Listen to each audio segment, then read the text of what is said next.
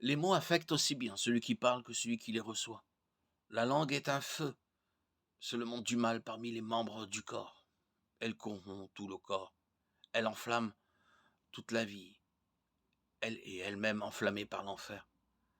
Par la langue, nous louons le Seigneur et Père, et par elle, nous maudissons les êtres humains qui ont été faits à l'image de Dieu. Or, la langue est un feu, c'est le monde de l'iniquité. La langue est placée parmi nos membres, souillant tout le corps, enflammant toute la vie, et enflammée par la gêne. Jacques 3, 6. Matthieu 5, 21, 22 qualifie la violence verbale d'offense grave aux conséquences éternelles. Vous avez entendu qu'il a été dit au peuple d'autrefois, tu ne tueras point, et celui qui tuera mérite d'être puni par les juges.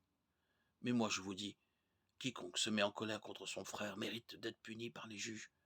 Celui qui dit à son frère, raka, terme araméen de mépris signifiant vaine chose, mérite d'être puni par le tribunal, et celui qui lui dit insensé mérite d'être puni par le feu de la géhenne.